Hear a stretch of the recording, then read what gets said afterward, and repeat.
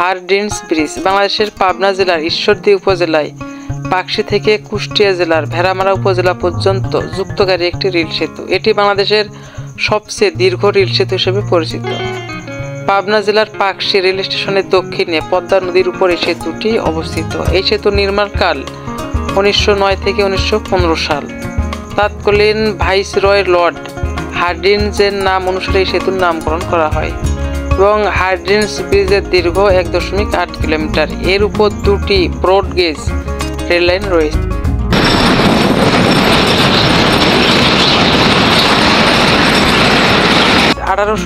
খ্রিস্টাব্দে তৎকালীন অবিভক্ত ভারত সরকার আসাম, ত্রিপুরা এবং নাগাল্যান্ড এবং উত্তরবঙ্গের সঙ্গে কলকাতা যোগাযোগ সহজতর করার লক্ষ্যে পদ্মা নদীর উপর ব্রিজ নির্মাণের প্রস্তাব করে।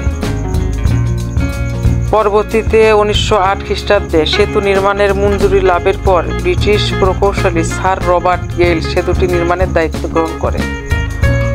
1909 খ্রিস্টাব্দে সেতু নির্মাণের সমীক্ষা শুরু হয়। 1910 থেকে 1911 খ্রিস্টাব্দে পদ্মা নদীর উপর দুই তীরে সেতু রক্ষার বাঁধ নির্মাণ করা হয়। 1912 খ্রিস্টাব্দে সেতুটির গাইড ব্যাংক নির্মাণের কাজ শুরু হয়। পাশাপাশি সেতুর গার্ডার নির্মাণের কাজ শুরু হয়। গার্ডার নির্মাণের জন্য কূপ খনন করা হয়।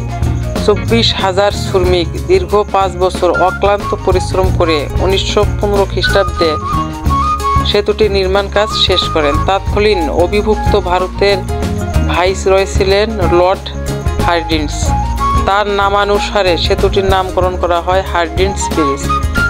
সেতুটি নির্মাণে ব্যয় হয়েছিল 3,51,32,164 টাকা। সেতুটির দৈর্ঘ্য 5,800 ফুট। ব্রিজটিতে 15টি স্পান রয়েছে। 1971 খ্রিস্টাব্দে মুক্তিযুদ্ধের সময় সেতুটিতে বোমা ফেলা হয় এবং 12 নম্বর স্পানটি ক্ষতিগ্রস্ত হয়, যেগুলো পরে মেরামত করা হয়। হার্ডিঞ্জ ব্রিজ ঈশ্বরদী ভেড়ামারা সীমানায় পদ্মা নদীর উপর অবস্থিত। সেতুটি দিয়ে শুধুমাত্র ট্রেন চলাচল করে। বাংলাদেশ রেলওয়ে সেতুটির রক্ষণাবেক্ষণ নিরাপত্তার দায়িত্ব রয়েছে। 2015 খ্রিস্টাব্দে এই হার্ডিঞ্জ ব্রিজের নির্মাণের শতবর্ষ পূর্ণ হয়।